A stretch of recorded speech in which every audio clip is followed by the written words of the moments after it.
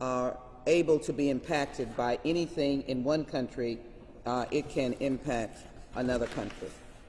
And so our interest was the delegation from the United States Congress, bipartisan delegation, was to actually send messages to work with the Lithuanians, and really between Sunday and Monday and Tuesday, we were hoping that we would have, between the work of the President and heads of state, that we'd find some way for Russia to stand down. The last Wednesday was Russia's national holiday. It was Defender Day, and it was that late night, early morning that Putin decided to ignore all of the entrees that had been given to them and decided to attack with a senseless, immoral, and purposeless war against the innocent people of Ukraine. I am passionate about this useless use and abuse of power because of the lives that will be lost. When we were asked, or it was asked for an explanation from Russia as to what exactly could be the cause of this war. We know the Allies in World War II were fighting against the heinous acts of Nazi Germany and Hitler and the murderous rampage that he waged across Europe and the Holocaust that he perpetrated against an innocent people, the Jewish people. Ukraine has been a neighbor. They are of Russian heritage and connection, but they've been a peaceful neighbor. They have moved on technology. They are a democratic republic or a democratic country. They have wanted to live with their neighbors. Their neighbors find them good neighbors, and they want to just have an ability to thrive for their young people. I was in Ukraine a couple of years ago around the time that Russia took Crimea. I remember the pain that all of us felt when an innocent commercial airline was shot down by Russian terrorists. And that is what we have today, Russian terrorists. Because Russia continued to make the argument that they were, first, they start saying that there was genocide. There was no genocide of Russian language-speaking persons. There are Russian language-speaking persons in Ukraine. They love Ukraine. They love their heritage. And then Russia was suggesting that they had to protect people, and they had to protect territories where Russians were. No one was attacking the territory. They were not, as we could understand, they were not representing the government. If there was conflict, it was not government-directed. Though obviously Russia took land that Ukraine believes is theirs. Donbass is an area where the Russians claimed they had to go in to protect or to claim. They gave them independence, if you could imagine. All the while we've been talking and trying to develop a pathway for peace. And I believe that peace should still be a possibility. I do not rush to war. I rush toward peace. But as we were in these meetings, the Ukrainians were giving us reports, and so the first hits that we got information on that had not gotten to the media in the early days that struck my heart was the hitting of the hospital, the killing of 5 children. The numbers were going up. Women and children were dying. And Russia had indicated that this was operational and they were not going to target civilian facilities. As early as Wednesday when we were in meetings, and Thursday, the numbers of deaths were coming in and civilians were losing their life. Now, apartment buildings have been hit, and it goes on. Commandos are in Kyiv, and it has been affirmed by the Russians that they are intending or attempting to do harm to the leader of Ukraine and others surrounding him and his family. And so just as I would be concerned with the deaths that went on in Syria, where Russia was supporting this despotic president in Syria. That is way away from the United States. My responsibilities on Homeland Security and on these committees internationally dealing with trying not to have another World War III, Ukraine has become very personal. And I believe that it is important for the United States leadership to continue. I want to applaud President Biden, Vice President Harris, the meeting in Munich. They want to do more. They want to continue to keep the pressure on Russia. And they have issued certain defensive sanctions in dealing with banking. But I think now, as Ukrainians are fleeing the country to Poland and to other places that would take them, but the borders, I want you to understand, is they are as frightened as the people of Ukraine. Latvia and Estonia and Lithuania are frightened that this is going to come to their doorstep. And so in trying not to have World War III, we have to make sure that we are protecting a large landscape of people. And Russia has to feel the pain. Now, let me be very clear. I've used Russia a lot. There is no doubt that this is Putin's war. Russian people did not vote on this war. This is Putin's war. This is Putin's reordering of history. This is a very unfortunate, sick analysis of history. He wants to restore the USSR. For many people alive today that are young people, they don't even understand what that was. It's a collection of nations that by their own will, they were under, by their own will, not their own will, they were under the USSR, United Soviet Union, Union Soviet States. He believes that the world order was disrupted when those nations became free, became independent nations. And he gave a long, rambling speech, which I hope not to add to, of wanting to recapture that again, and Ukraine is the first test of that. My fear is Ukraine falls, the region falls. Ukraine falls, the region falls.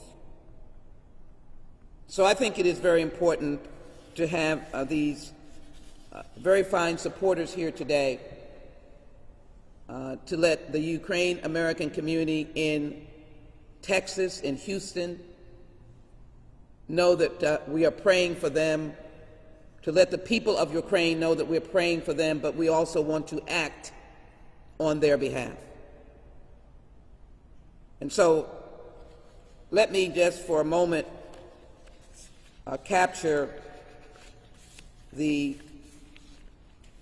essence of our position here today, and I'll be delighted to have a number of very fine representatives who are engaged with Ukraine, their countries are engaged with Ukraine, and let me allow them as well.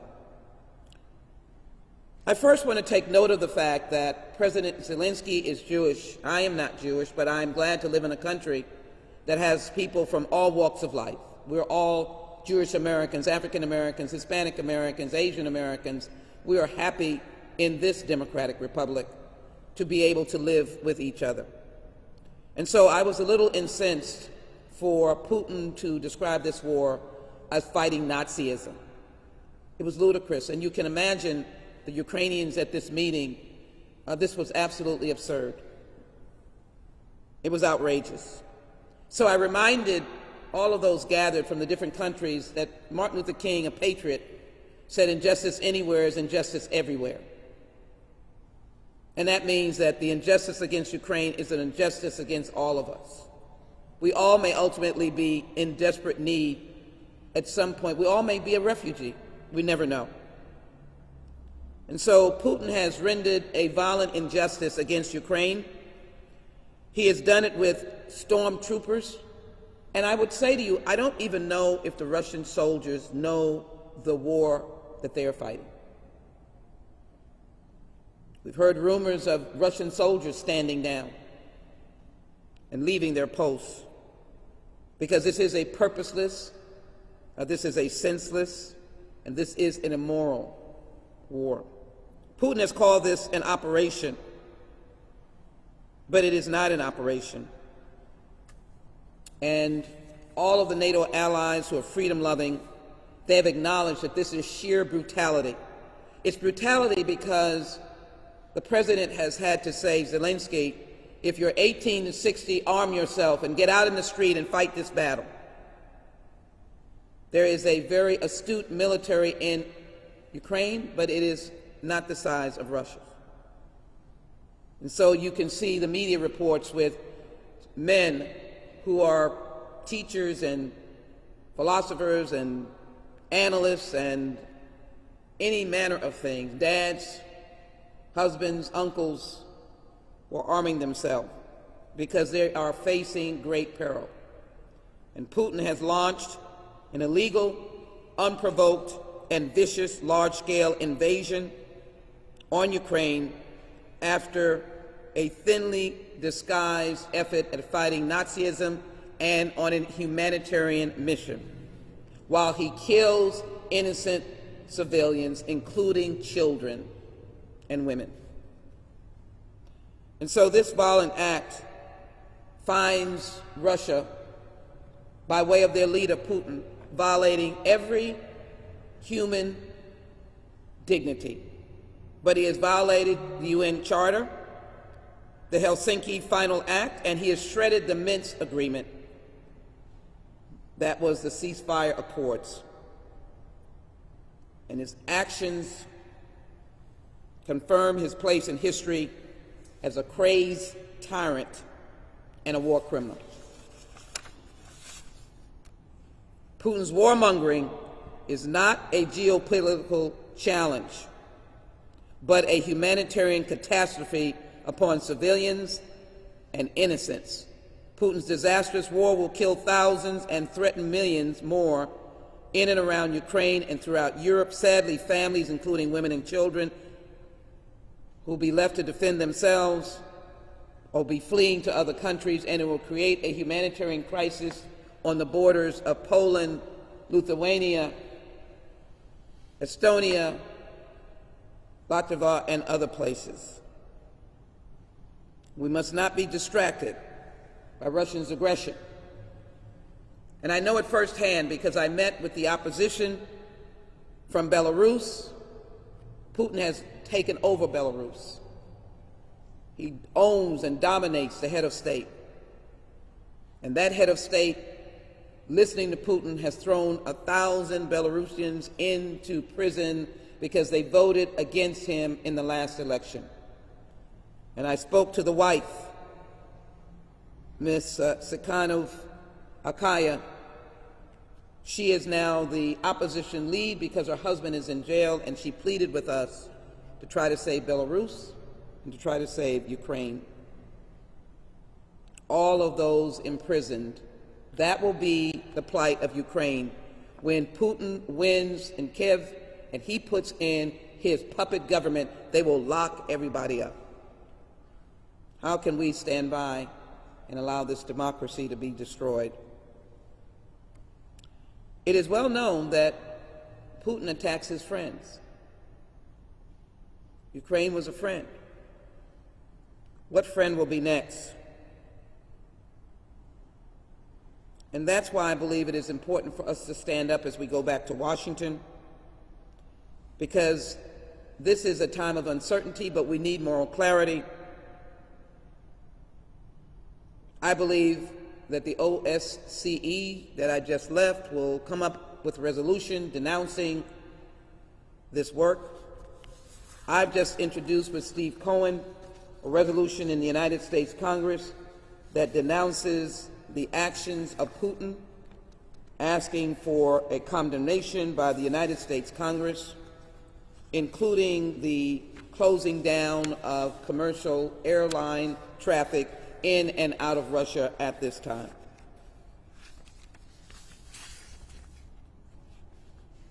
It is a very difficult time And so we must collectively, as nations, condemn these actions. What we must be very clear, as the Russian people have taken to the streets of protest, this is Putin's war. And so I'm glad to be standing here with those who are willing to help. You'll hear from a number of individuals about the potential of Ukraine refugees. Most of them are staying in the region, but if it is necessary, the United States is committed to taking refugees. In the concluding remarks of my statement that I made at the OSCE, I'll share those words with you in just a minute. I want to lay out what I think should happen. There is an app called SWIFT. It allows banks to send messages about transfers of money and other transfers. 11,000 banks use it, over 200 countries.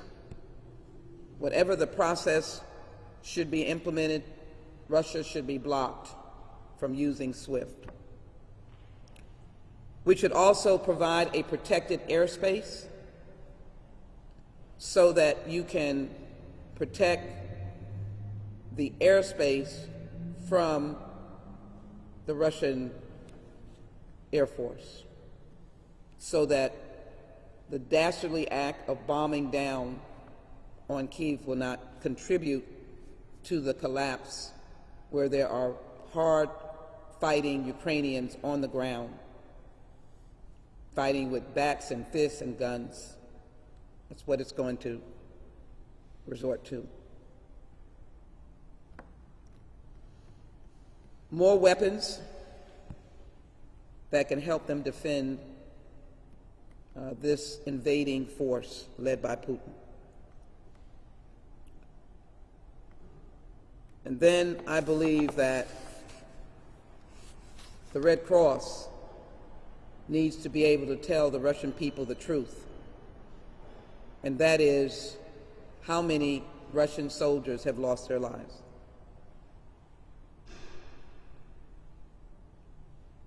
I don't want to see any lost lives. These are young soldiers. How many of them will be going home in body bags? Finally, it is not a secret that Putin has indicated his desire with a kill list to kill the leaders of the government of Ukraine. That is, from my perspective, the basis of calling Putin a war criminal. He is perpetrating acts against humanity, and he should be indicted, convicted before The Hague.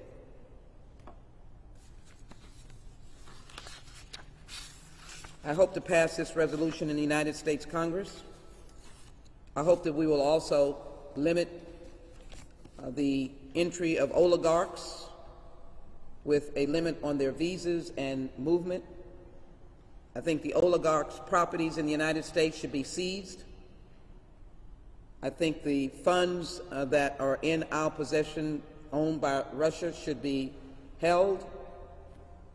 I'm only seeking peace. We need a ceasefire.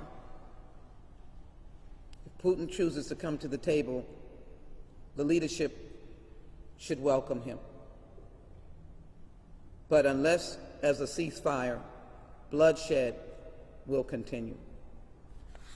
I'd like to now yield first, if I might, to Danya, who has family in Ukraine.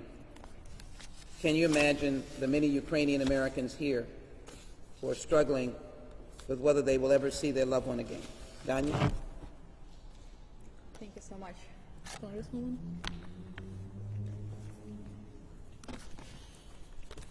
Good afternoon, everybody. My name is Daria Dashutina. I just wanted to say thank you so much for coming in here today, and thank you for a chance to be heard. It's been more than 72 hours since Vladimir Putin announced a special military operation in Ukraine. It's been 72 hours since the country that we fought back to back in 1941 against Nazism decided to erase us from the geographic world map. My grandfather, a Soviet Union military veteran, in the 1940s, during the World War II, walked from Kiev to Berlin to stop Nazism. Today, my grandfather is confused. Why the country he fought for is killing his children. Russia states not starting the war. Russia states they will end it. Russia invaded Ukrainian land with thousands of heavily armed soldiers. They come to our country, destroying and burning our houses and killing my Ukrainian people. And that's how Russia did not start the war. The only thing that we have right now is our absolute brave soldiers who are fighting against Vladimir Putin even with bare hands.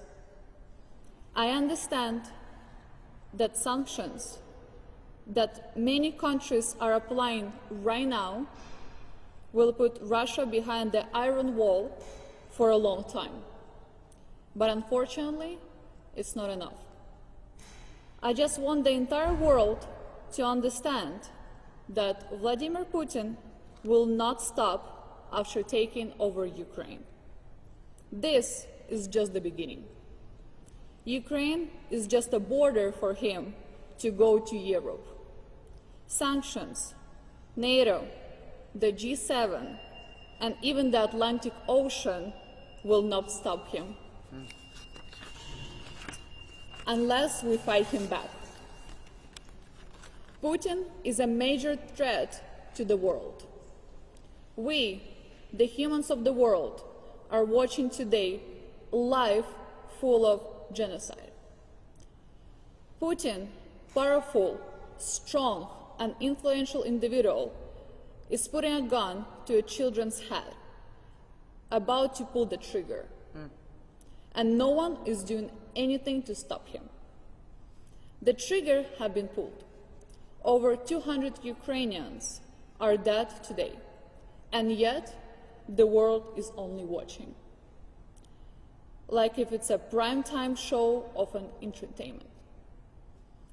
To the world, to our country, the United States of America, to Texas, to Houston, if we do not stop him today, it will hit our pockets. Oil and gas prices are rising by over $100 per barrel. Families today in Houston will not afford rent because of the gas prices. The stock market will suffer. The economy is filled by perceptions and perceptions of fear. Russia is propagating around the world. It will not stop with Ukraine. Putin will continue to take over more land in more countries, just like it happened before in the mid of 1900s.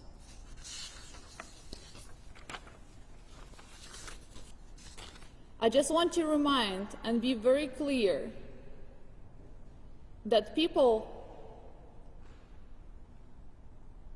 in Ukraine and we as a country will never be part of Russia. We're not Russians and we never will. We have been independent and a free country for 30 years. We want to make our own decisions about what we want, where we want to move, and how we want to develop as a country. Now, I want to appeal to the United States and everybody who might hear me right now. My people, my country need your help right now. We need you to protect our skies. We need weapons, but most, we need a shelter for our people. Millions of Ukrainians are scared right now without any food, water, warm clothes. Little kids without their parents and any hope. It's no way for us to escape.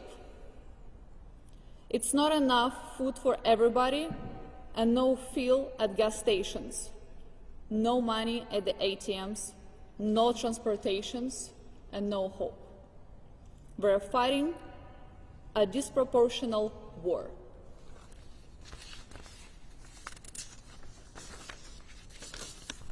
I just wanted to pull out some statistics for you so everybody have a little bit of more of a clear pictures.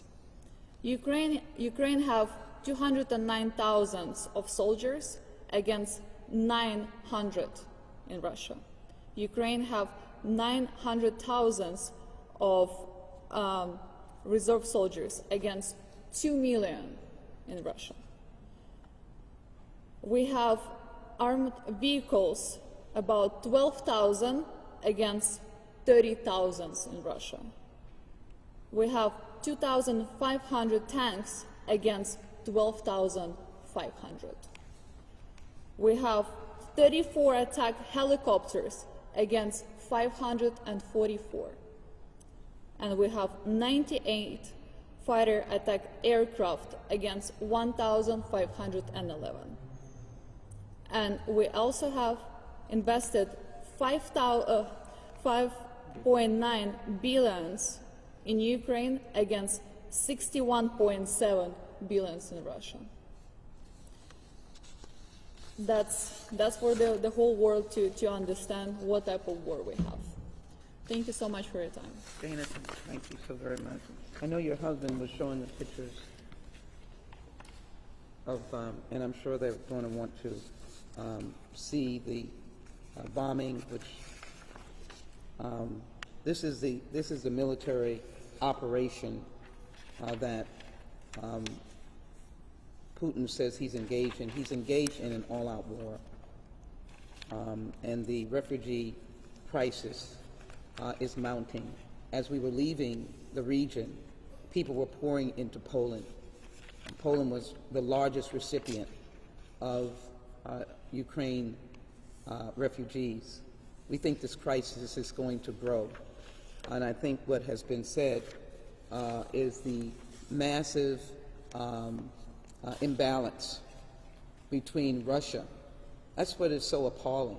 Putin's war, Ukraine, 44 million people, a sizably small military, but a fighting military, and Russia, and their determination to bring Ukraine to its knees. Let me, as I ask the Consul General Poland to come forward, as I said, I want to thank his nation. They were, as we were in the meetings and as we were there, Poland's doors had been open as soon as the first shot was fired. It's hard for Americans to understand, but there's something called NATO. Obviously, there are only certain members in NATO. NATO protects its members under Article 5. Ukraine is a dear friend. It has not yet been admitted. It has a right to seek admission. Lithuania is a member. Poland is a member. And certainly well-known countries that we in America know more about. Not to say Poland is not well-known, but countries like, obviously, Great Britain, the United Kingdom, and France, and many others are members, Germany, and it is not the case of Ukraine. So the allies make a commitment to protect NATO countries. And why there are no European soldiers on the soil of Ukraine is because it is not in the membership. I think as we are perceiving, our fear is that Europe was very much a product of its geography in World War II, where you could massively go across as the Nazis did. There are no real boundaries Our fear is that if this keeps going, that it creeps into other countries. And so the real issue is to save Ukraine, to stop Putin now. We must stop him now. Counsel General, if you would. Thank you so very much for your country's leadership. Let me start with what the late President of Poland, Lech Kaczynski, said more than 10 years ago, when Putin's intentions were becoming clearer and clearer. More than 10 years ago. He was killed in a plane crash in Russia a few years after. But then he said, first it's Georgia, then it will be Ukraine, after Ukraine, the Baltics, and then the time will come for my country, for Poland. And we, for hundreds of years, we were a neighbor of Russia, Soviet Union in the 20th century. And we know what it meant, and we still know what it means. In 1939, when the Second World War broke, on September 1st, Germans came to Poland, attacked Poland, and took half of the territory. On September 17th, the Russians, the Soviets, came and took the other half of the territory. They divided Poland. Poland perished from the map for almost 6 years. They imposed their authorities and they were ruling the country. Russians arrested and took to Russia about 1.5 million people, Polish citizens. They sent them to their northern territories as labor. Hundreds of thousands of Poles perished there, never came back. The entire Poland suffered.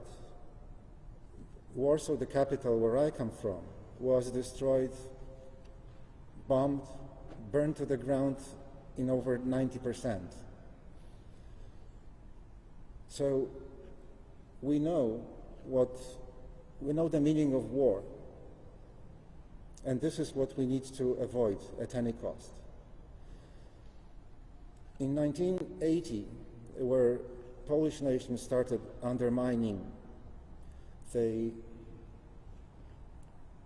Russian-imposed communist rule in Poland, almost overnight, 10 million Poles joined the Solidarity movement. And the solidarity was the most important word since then. And now, today, Poles, Polish government and Polish people express their deepest solidarity with Ukraine. All the Polish-Ukrainian border crossings are open.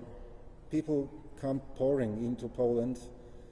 Immediately they are met with help from anyone who can help.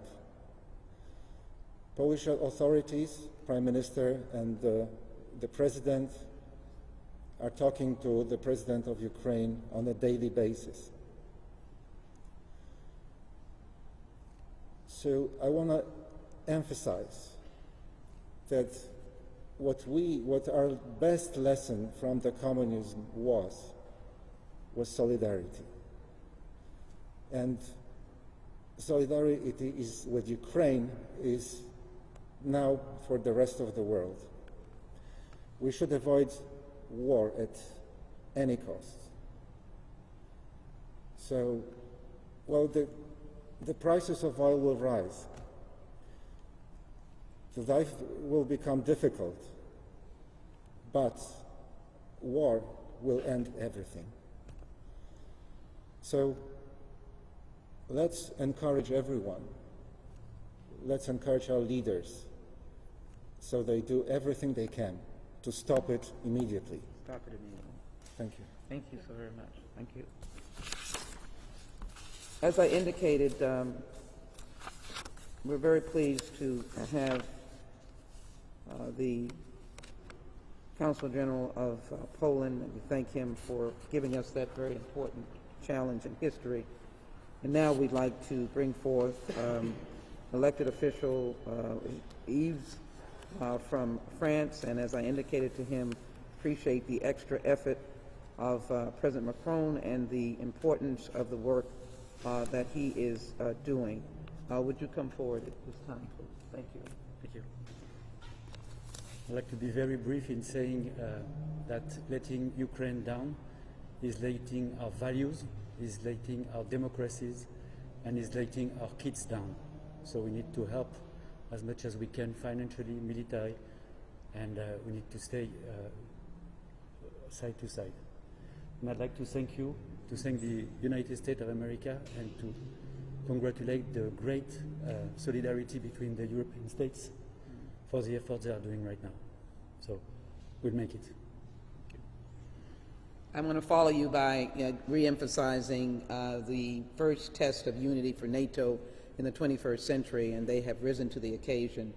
I want to give them, as I go back to Washington and the President's very hard work, some other ways to do what our Consul General is to end the war so that we don't have more war, to provide peace. I asked Putin to come back or to go to the peace table and to cease the killing of innocent Ukrainians now is most important. When I look to organizations that have been steadfast for democracy, steadfast for equality, and also have experienced the pain of the attack on one group over another, in this instance the Jewish community, work with the American Jewish Committee, and I'm always able to count on them as finding a way to stand for the most vulnerable people. I am quite sure that they are well aware of what Nazism is, and with their information and their advocacy, we can understand that Putin's senseless and untruthful representation of Ukraine should not be given any credit at all. And I know that they will be helping us as we move forward with those who may need our help in Ukraine. Randy, thank you for being here.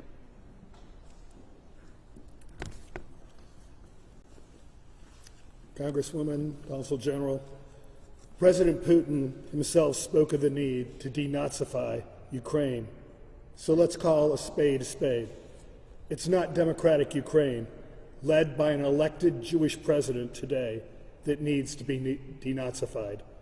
Rather, it's Russia, led by a tyrant who imagines himself as the 21st century Ivan the Terrible or Joseph Stalin, who's been using Hitler's 1938-1939 playbook to advance his ambitions, that needs to be denazified. This war didn't occur in a vacuum. Putin had said in early 2005 that the collapse of the Soviet Union was the greatest geopolitical catastrophe of the 20th century.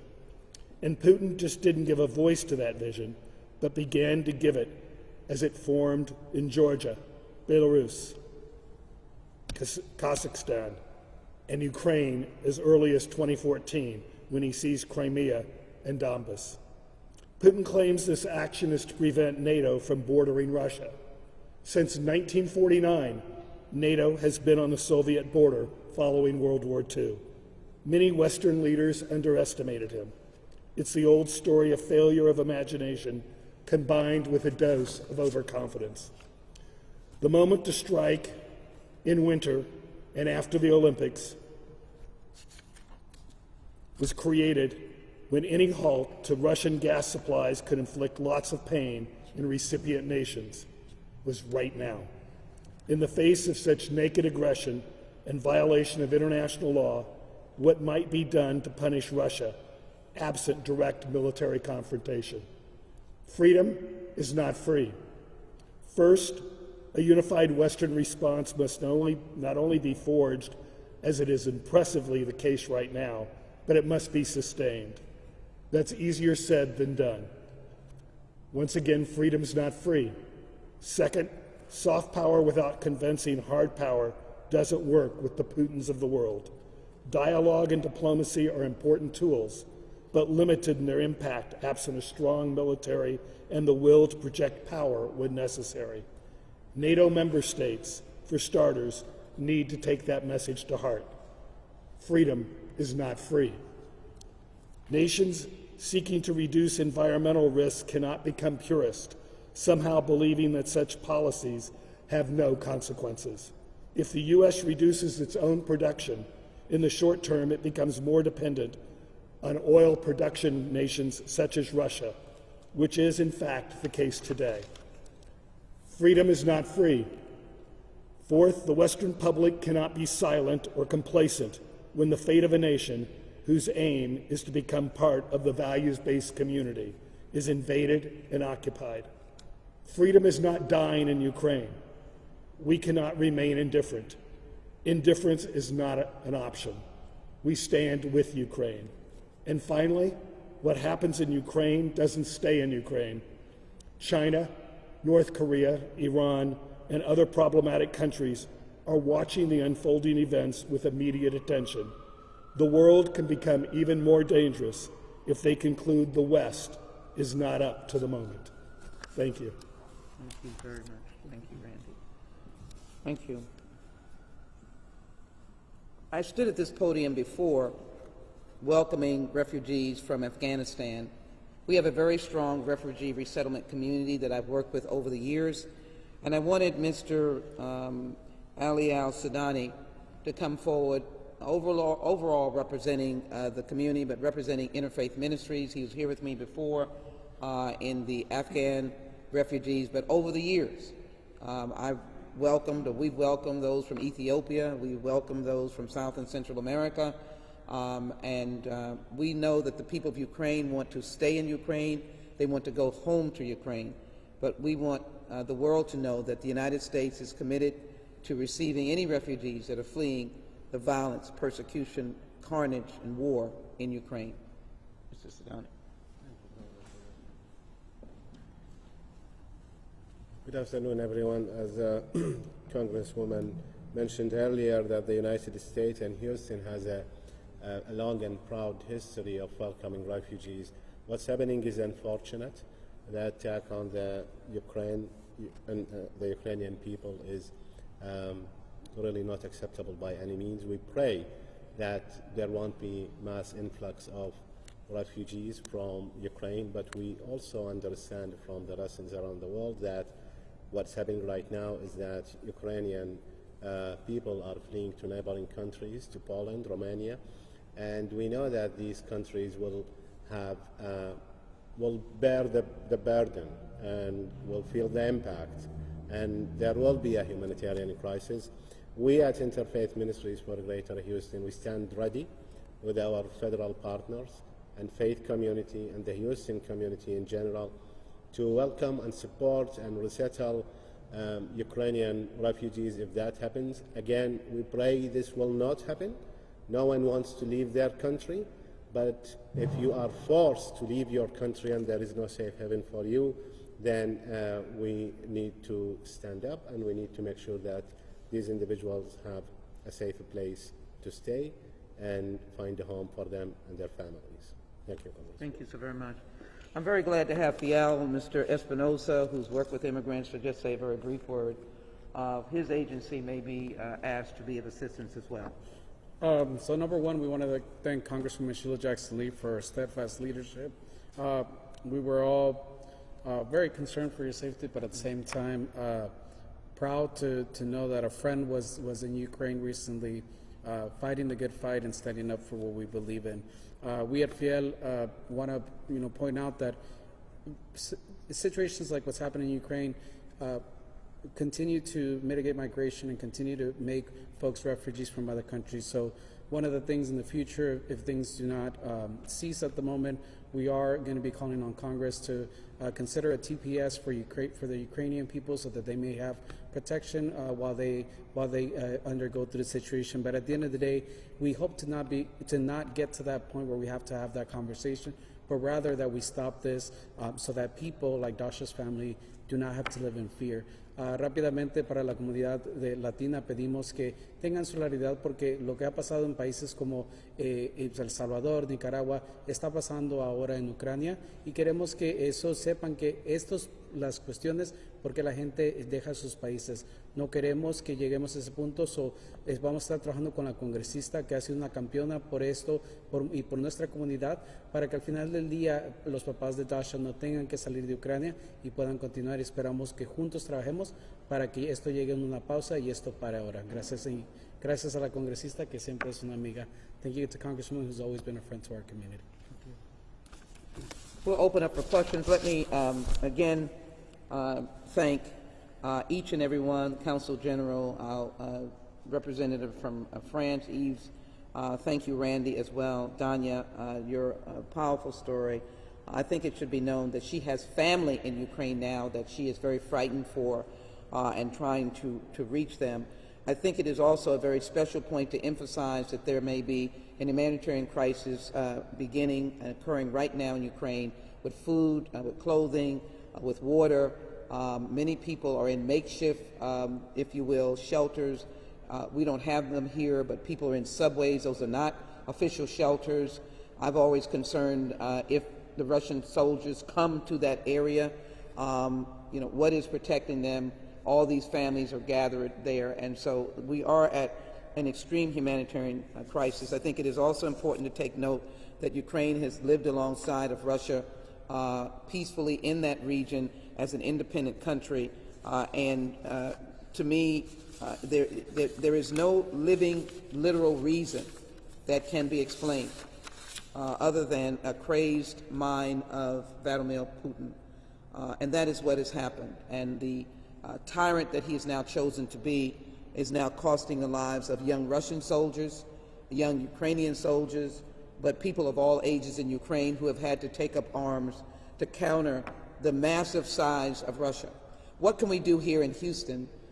Please use your social media and support the people of Ukraine. Encourage the United States Congress to continue as we are. We're now joined as Republicans and Democrats to find the solution that can help end the war. We are not looking for war. We're not looking for boots on the ground for our soldiers. We are looking to save the lives of people in Ukraine. That's why I came home to exert my voice that we must have that kind of recognition. And so cut Russia out of SWIFT. Cut them out now. Shut them down for their financial transactions. Bring them to their financial needs. We are not doing it hard enough. Their financial needs. In addition, find the legitimacy and basis for clearing the airspace, protecting the airspace over Ukraine, so that that airspace will not be utilized to further destroy with the air power that Russia would have. I've also asked in this resolution that the Congress and that we consider stopping all flights into Ukraine and out that are U.S. carriers. I would ask Europe to do the very same as well. There has to be a way that Putin understands that the world stands up against this dastardly act. I would like to, as well, ensure that the Red Cross be allowed the ability to report to the Russian people independently of the loss of life of young Russian soldiers. Report to them.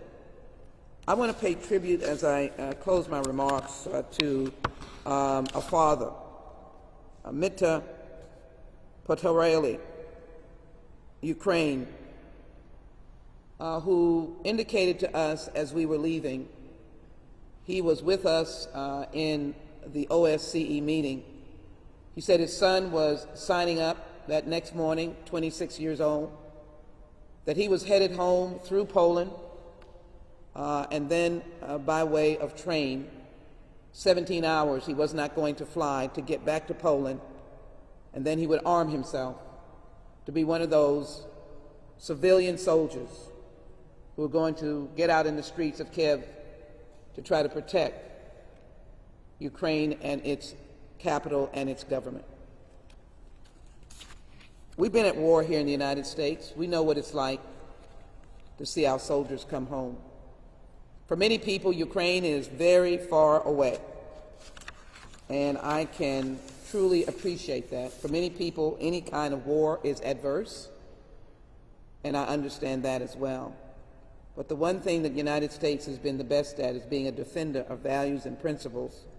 We are not offenders. We do not go and attack, do not go and provoke. We're not invaders, but we have defended. And I do think we need to understand, define the tools that can help us defend Ukraine, and working with NATO, because the potential for the region collapsing is not too far away.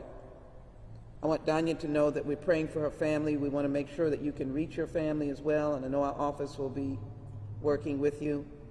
We want Houstonians to embrace Ukrainians who are Houstonians, but use your social media if you agree that Russia must be stopped with financial threats, eliminating SWIFT, protecting that airspace, and as well stopping commercial airline travel, particularly United States carriers, from going into Russia or coming out of Russia. We do know that there are Americans in Russia. They should be protected. It's a question of whether or not they need to be able to come out in a period of time. But if we do not stop this, we don't know how far Vladimir Putin will go.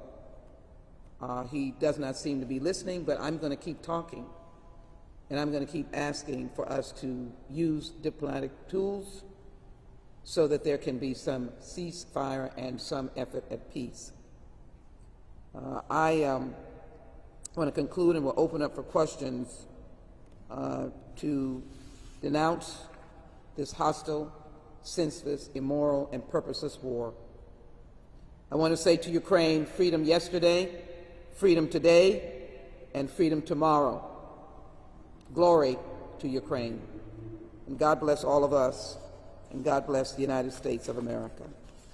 We are going to be victorious. I'll take any questions at this time.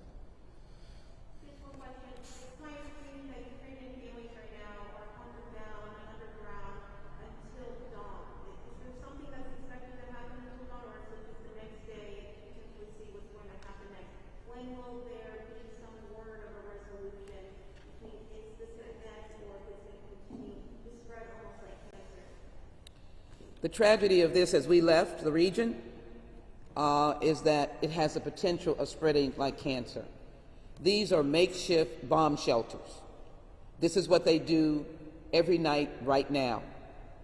They're told to women and children and families and elderly, go to the subway, and they stay there because the dastardly acts have a tendency to happen at night and you can't see. They did a bombing in early morning of an apartment building, which has been seen on the news, and people were just getting up for breakfast. I was hoping that they had all evacuated that building, but thank goodness it didn't collapse, and there is alleged only a few people that were injured. But if this is going to be, and then there is a conflict of who did it, but war is without boundaries. You don't know. If someone starts a war and someone is trying to defend, then the collateral damage, it doesn't matter. You're dead. You're a Ukrainian that has died. So they have been told 3 million people are in Kiev. A lot have left, but you can't get 3 million out. So every night they go to a bomb shelter. And it will continue until, and she's showing one of them in the subway. Mm-hmm. Yeah. That's my family. That's her family. That's the safest underground place, like you would go in New York. It's going to continue until we can get a ceasefire. We need a ceasefire. And the only way we're going to get a ceasefire is that Russia, Putin, has to feel the pain. We have to shut him down economically. And as Randy said, as the president said, and as I know, there are going to be some collateral impact in this nation with energy costs.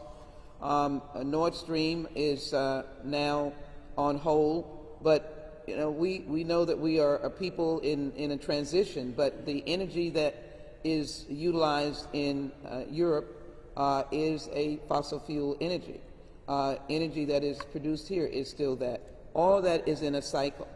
So the fact that the NATO countries are strong, they're using financial tools, I believe they should use an extra financial tool. And you can look at what SWIFT is. Everybody wants to use SWIFT. You shut them down, you shut Russian banks down. And I think you have to do that. And then some are talking about protecting that airspace. If we can do that within the parameters of NATO, because as I said, it's not a NATO country. But what you can represent is that if Ukraine falls, or if it spills over into Lithuania, into Poland,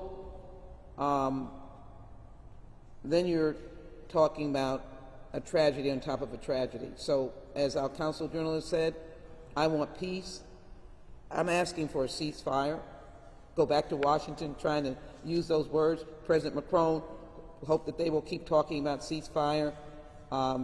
Allegedly, President Zelensky has had some entrees to try to say that both he and Putin would talk, or the leadership. I'm all for that. But we have to be conscious, and Russia, the Russian people have to know that the world is watching. America is the biggest pocket of people that could be watching. And I'm trying to get their attention to be watching. We have sometimes seen slaughter in the Mideast, and we haven't moved fast enough, or we have been at a war. I'm not pushing America to war. I'm pushing America to push the hardest response to stop Russia now. And part of that is public opinion, knowing that people are dying innocently with no explicable reason. I could not articulate to you, nor could most Ukrainians articulate to you, nor could most people in Poland articulate to you a precise, defined reason that Russia has now gone in, short of him saying that no one will tell him that Ukraine will absolutely not be part of NATO. But there are NATO countries that are right in the region. Lithuania happens to be one of them. Poland is another. And they've been there for years. And there's been no effort to invade Russia. So there is no definable reason. And one of the most offensive was his charge that he's going to clear out Nazism in Ukraine with a Jewish president. And none of us who've been at this meeting have seen any evidence of what he is talking about. He reminds us of the actions of Nazism. So without being able to dialogue on the cause, we need to have him dialogue on the fact that Russian and the Russian people are hurting. Sad, because the Russian people are completely innocent. They did not take a vote on this. And they're locking up protesters as we speak. And I feel for them, because in Russia, when you're locked up, it's not for a short period of time. So I'm trying to get the attention of enough people for our voices to be raised, and trying to work with our government to find the best ways of bringing pain sufficient to turn him back to the idea of discussions with the head of state of Ukraine. That's where we are right now. But they will continue to go to bomb shelter. We have no end right now. I left, there was no end.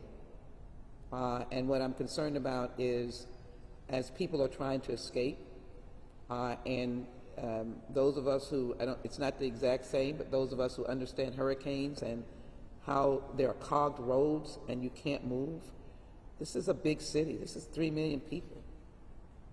And if they're trying to get across one border to Poland, then there's Lithuania, which is, these other countries on the border may become places as well. And then we may become a source. That is a rather long trip, but that means the war continues, and we need to end this now. We need to end this now.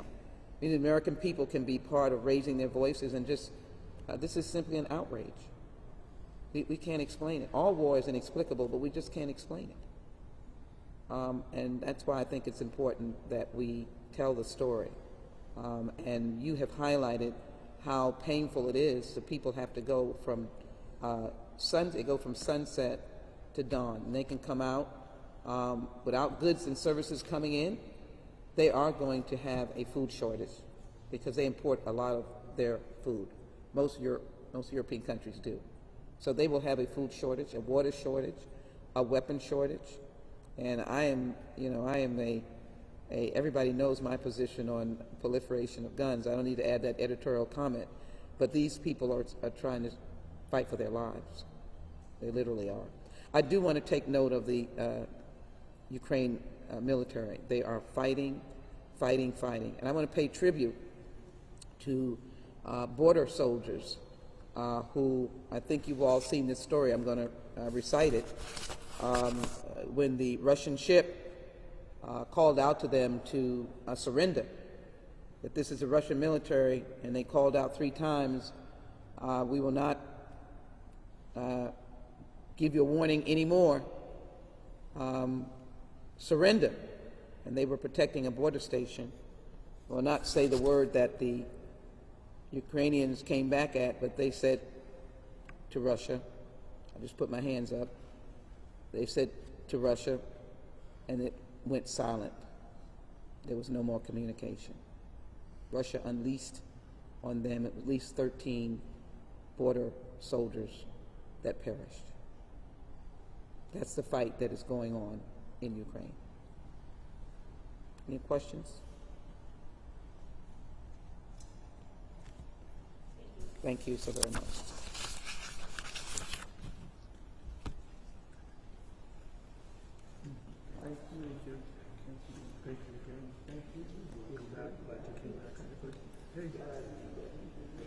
Hey, you told me at 10:30 this morning. I said, we'll do it. Yeah, you did. Hey, I got some. Yes, yes. But I saw it, I was there, I saw Cole. I don't